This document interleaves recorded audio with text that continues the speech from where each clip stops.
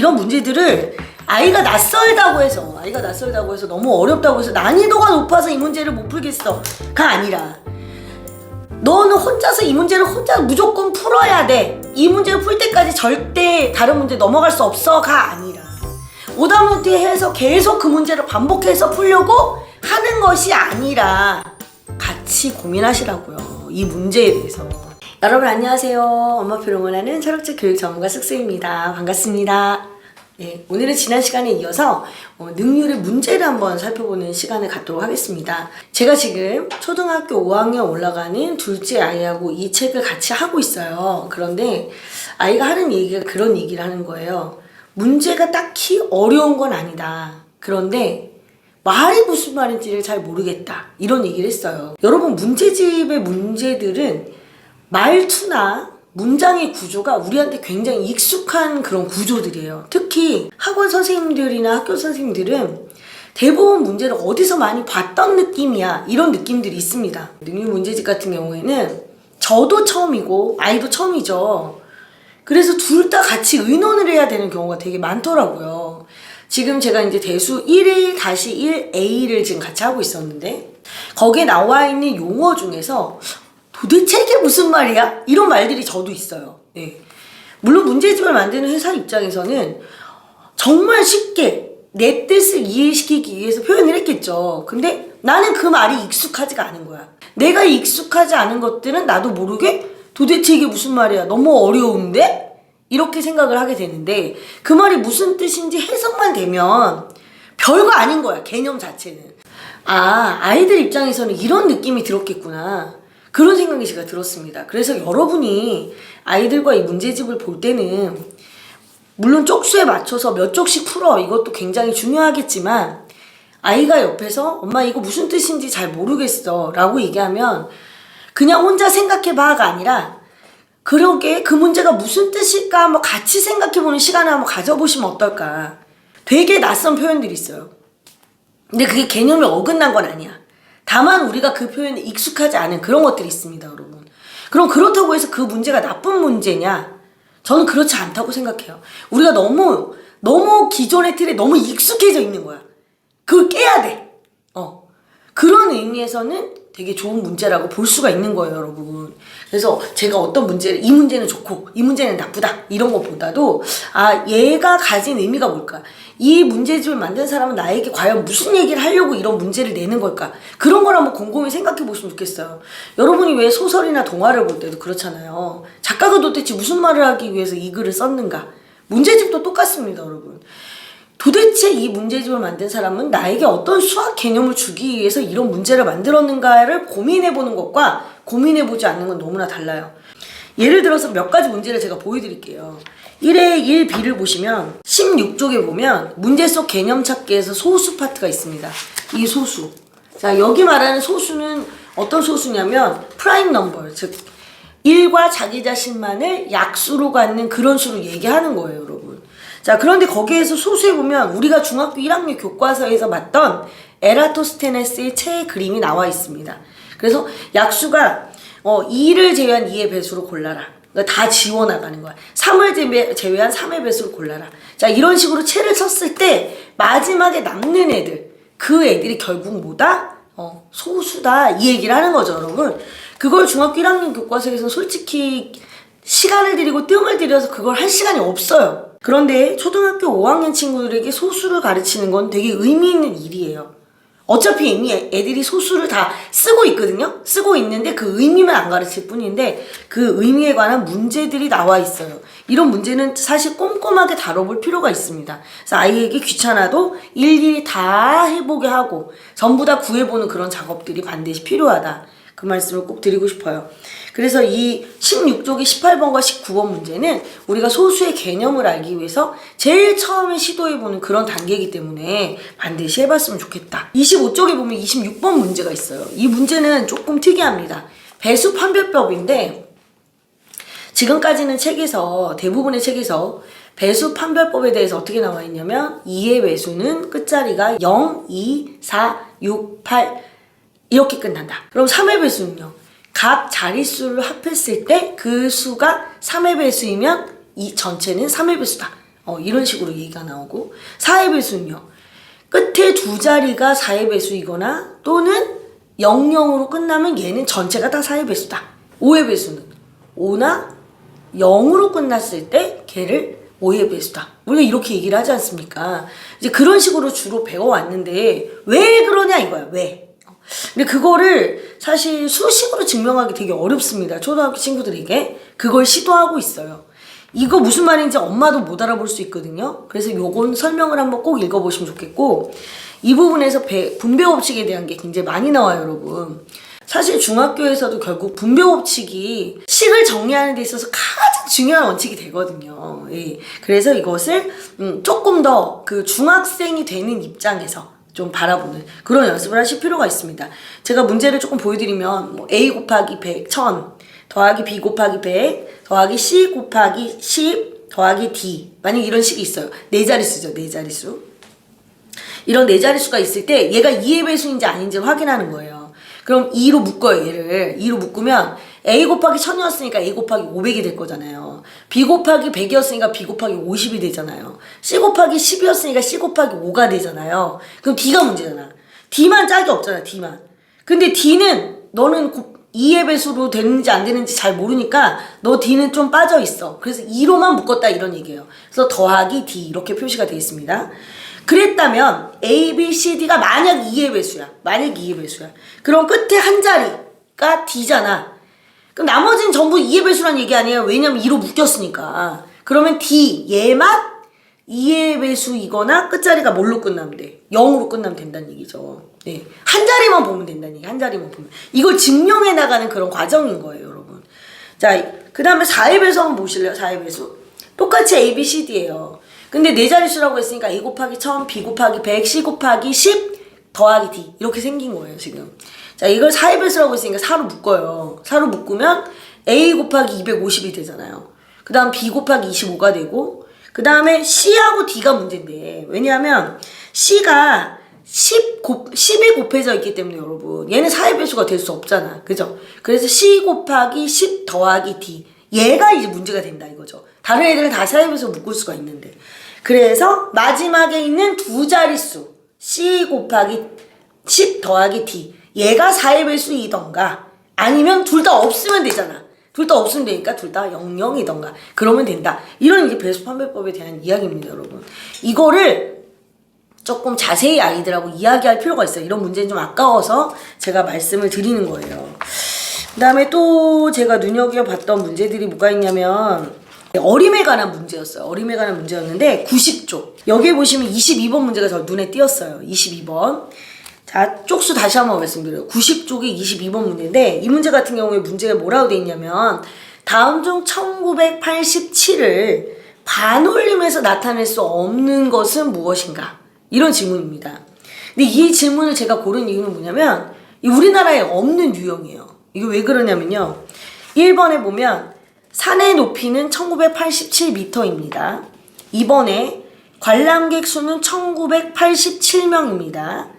그 다음에 전화번호 뒷자리는 1987입니다. 1리터당 가격은 1987원입니다. 3초는 1987년에 태어났습니다. 네. 문장이 이렇게 5개가 있어요. 근데 이 중에서 반올림해서 나타낼 수 없는 거 찾으래요. 뭔 소리야?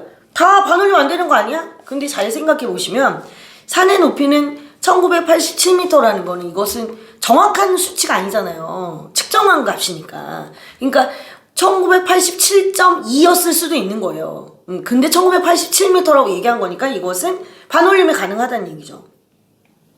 두 번째도 보면 관람객 수는 1987명이다 이렇게 얘기를 했는데 이거 같은 경우도 지금 오늘 관람객이 약 2,000명 정도 됩니다. 이런 식으로 얘기가 가능하다는 얘기죠. 그리고 1리터당 가격이 1987원인데 1,900원대 후반입니다. 이런 얘기를 해도 괜찮거든요. 근데 뭐냐면 3번에 보시면 전화번호 뒷자리가 1987인데 만약에 내가 전화를 한다고 생각해보세요. 전화를 한다. 그럼 전화를 하는데 1987을 눌러야지. 만약에 80을 내가 반올림을 했어. 그러면 2000이라고 써야 되는데 이 000이랑 1987이랑 같은 건 아니잖아요. 이거는 일종의 순서를 나타내는 그런 의미의 숫자거든요. 그러니까 얘는 반올림하면 안 된다는 얘기지. 그리고 삼촌이 1987년에 태어났어요. 삼촌은 1987년생인 거죠. 그 해에 태어난 사람이란 얘기죠. 그 해에. 근데 굳이 그것을 우리가 반올림해서 삼촌은 약 2000년생이야 이런 얘기를 하진 않는다는 얘기죠. 그죠? 따라서 답이 3번하고 5번이 되는 건데, 이런 문제는 우리 아이들에게 굉장히 낯선 문제예요. 낯선 문제들입니다. 이런 문제. 그 다음 23번 문제 보시면요, 이 문제는 되게 재밌어요. 뭐가 재밌냐면 반올림에서 천의 자리까지 나타내시오 이렇게 얘기했어요. 자, 한번 볼게요. 반올림에서 천의 자리까지 나타냈는데 8272는 8300으로 어림할 수 있대요. 천의 자리까지 나타낸다고 했는데 100의 자리가 나와 있으니까 얘는 땡이야. 근데 보세요. 19,520이 있는데 얘를 2만으로 나타냈어. 2만 가능하죠. 왜냐면 어차피 9,000이 0으로 반올림이 돼버리니까. 근데 마지막 거 봐요. 489가 있잖아요. 얘를 천의 자리까지 반올림을 한다고 생각해보세요. 반올림이에요. 그러면 천의 자리까지 반올림을 하려면 내가 100의 자리에서 반올림을 해야 되는데 459라고 했으니까 4는 올릴 수가 없잖아. 400은. 얘는 버려야 된다. 그죠? 그럼 1000도 안 된다는 얘기야. 그래서 얘는 0이 돼요. 그래서 이 문제는 맞는 거예요. 489를 0으로 반올림을 했다. 이건 맞는 얘기거든. 이게 어려운 얘기인 거지. 애들이 이게 납득이 안 가거든요. 이런 문제가. 이런 문제는 우리나라 문제집에 없던 문제예요. 네, 이 문제는 제가 여쭤봤어요. 어디서 이런 문제가 났는지. 이런 문제는 독일 문제집을 참고했다고 말씀을 하시더라고요. 굉장히 신박한 문제들이죠. 이런 문제들은. 그래서 이런 문제들을 아이가 낯설다고 해서 너무 어렵다고 해서 난이도가 높아서 이 문제를 못 풀겠어가 아니라, 너는 혼자서 이 문제를 혼자 무조건 풀어야 돼. 이 문제를 풀 때까지 절대 다른 문제 넘어갈 수 없어가 아니라, 오답노트 해서 계속 그 문제를 반복해서 풀려고 하는 것이 아니라 같이 고민하시라고요. 이 문제에 대해서. 그런 시간을 반드시 가졌으면 좋겠습니다. 절대 문제는 외우는 게 아니거든요. 1-2a에서 제가 말씀드려요. 이게 소수의 나눗셈에 대한 건데, 애들이 소수의 나눗셈을 못하지 않아요. 못하지 않는데 이런 얘기가 나오죠. 소수로 나누는 거랑 자연수로 나누는 거랑 몫이 똑같아. 그런 얘기를 한단 말이에요. 그러니까 소수로 나누지 말고 자릿수로 이동해서 자연수로 나눠. 근데 애들은 납득이 안 가요. 아니 왜 그렇게 해야 돼? 당연히 그렇게 생각할 수 있다는 얘기예요, 여러분. 그럼 그때 내가 애들하고 어떤 얘기를 해볼 수 있을까? 그 얘기가 84쪽에 있어요. 84쪽에 보시면 나눗셈이라고 하는 것은 몫이 0이 될 때까지 뺀 거야. 여기서 이제 출발하는 거예요. 첫 번째 문제는 자연수예요. 15에서 5를 3번을 뺐더니 0이 됐어요. 그럼 15 나누기 5는 3이라는 몫이 생기잖아요. 그죠? 두 번째는 1.5에서 0.5를 3번을 뺐어요. 걔도 0이 되겠죠. 그죠? 그럼 1.5에서 0.5를 3번을 빼나 15에서 5를 3번을 빼나 몫이 어떻다는 얘기예요? 같다는 얘기죠. 그죠? 그럼 0.15에서 0.05를 3번을 빼도 0이 되잖아요. 그러면 결국엔 내가 가장 쉽게 할 수 있는 나눗셈이 뭐냐 이거죠. 그러니까 15 나누기 5라는 자연수의 나눗셈을 해라. 이런 얘기인 거예요. 이런 얘기인 거고. 또 재밌는 점은 뭐냐면 아이들이 그래 이해했어. 자 이제 소수의 나눗셈은 자릿수를 이동해서 자연수처럼 하면 돼. 라는 거 알았어요. 근데 문제는 뭐냐면 나머지죠. 이건 초등학교 5학년 과정까지는 아이들이 사실 잘 신경 안 써요. 근데 6학년 나눗셈에서는 나머지가 나오는데 이 나머지를 처리하는데 아이들이 고민을 합니다. 얘도 소수점을 옮겨야 될까 말아야 될까 이 부분인데 그 얘기가 어디 나와 있냐면 95쪽인데 제목이 재밌어요. 나머지가 어떻게 변하니? 사랑이 어떻게 변하냐? 너무 좀 올드하지? 아니 근데 되게 저는 되게 재밌었는데 나의 유머 코드에 맞았었는데 아이들 유머 코드에 맞을지 모르겠어요. 근데 나머지가 어떻게 변하니? 이런 얘기가 있는 거야. 그래서 자릿수를 이동해서 몫을 구했다 할지라도 나머지라고 하는 것은 자릿수가 변하지 않는다는 얘기를 하고 싶어서 이 부분이 나온 거예요. 예. 그래서 이런 개념 부분에 대해서 여러분 그냥 빨리 풀고 넘어가지 말고, 물론 얘가 푸는데 질문이 없어. 그 얘기 뭐예요? 안다는 거지. 안다는 거니까 그냥 큰 무리가 없는데, 내가 여기서 사실 애들하고 어떤 얘기를 해보고 싶은데 애가 특별히 질문 없으면 요즘에 이런 문제집 할 때 고학년 친구들 같은 경우에는 똑같은 얘기 여러 번 하는 거 싫어한단 말이에요. 그래서 내가 질문을 던지기가 되게 애매해. 근데 나는 어떻게 하면 돼? 다른 문제를 풀 때 이와 유사한 상황이 똑같이 벌어질 거라는 거죠. 이걸 킵해놨다가 그 얘기를 꺼내야 되는 거예요, 여러분. 물론 엄마가 그렇게 하기 쉽지 않을 거라는 거 알고 있어요. 그러나 이 책에서 주황색 파트, 그 주황색 파트가 개념 파트거든요. 그 개념 파트 설명만큼 여러분이 꼼꼼하게 읽어보셨다가 초록색이나 파란색을 풀 때 관련된 개념이 나왔을 때 반드시 짚고 넘어가야 되는데, 그 관련됐다는 걸 어떻게 알아요? 해설지에 설명이 있다고요. 그러니까 그거를 반드시 확인하는 작업을 여러분 하셨으면 좋겠습니다. 그리고 여러분 기본적으로 엄마표를 하시려면 적어도 개념, 초등학교 교과서 개념에 뭐가 있는지는 조금 아시면 도움이 많이 됩니다, 여러분. 예? 공부 조금 하셔가지고 같이 봐주시면 돼요. 그래서 정답지를 그냥 채점하는 데서 그치지 마시고 해설지를 보고 한번 연구해 보시는 그런 시간을 가지시면 좋을 것 같고요. 그리고 아이들하고 같이 의논하세요. 예. 나는 야, 이 말이 도대체 무슨 말인지 모르겠는데? 아니, 엄마도 모르시면 어떡해. 엄마도 모를 수 있지. 내가 수학 전공도 아니고. 아니면 엄마는 지금 너랑 똑같은 세대가 아니잖아. 나는 옛날에 이런 식으로 안 배웠다고. 그럼 우리 같이 의논해보면 되잖아. 같이 생각해보자, 머리를 맞대서. 이런 게 훨씬 많이 남는 겁니다. 그럼 아이들 입에서 엄마 이건 이런 뜻이에요 하고 한 번이라도 설명을 해줄 수 있잖아. 애들 입에서 그 얘기를 나오게 꺼내는 거, 이게 얼마나 중요한 겁니까, 여러분. 예? 이번 겨울방학 때는 그런 거 위주로 여러분 공부를 조금 하셨으면 좋겠습니다.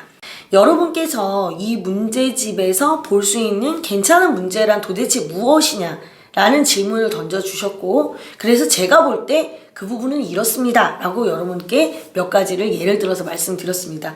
그리고 그걸 하는 도중에 낯선 표현 때문에 난이도가 너무 어렵다라고 생각할 수 있다. 그러나 그것은 표현이 낯설어서 우리한테 익숙하지 않을 뿐이지 절대 개념 자체가 어려워서는 아니다. 그리고 그 개념을 넘어서는 것 또한 아니다. 그리고 개념을 넘어섰다고 느끼는 것은 아마도 정답의 범주 안에, 우리는 항상 어떤 틀 안에서 정답을 찾는 것에 너무 익숙해져 있는데 그걸 벗어나는 문제들이 있기 때문에 우리를 헷갈리게 하는 거다. 이런 부분이 있기 때문에 아이들한테 그냥 너 혼자 생각해봐라 이러지 마시고 같이 의논하는 그런 문제집이 되었으면 좋겠다. 이 정도로 리뷰를 마무리하도록 하겠습니다. 여러분, 오늘 영상은 여기서 마무리하도록 하고요. 다음 시간에 또 좋은 영상으로 만나 뵙도록 하겠습니다. 안녕히 계세요.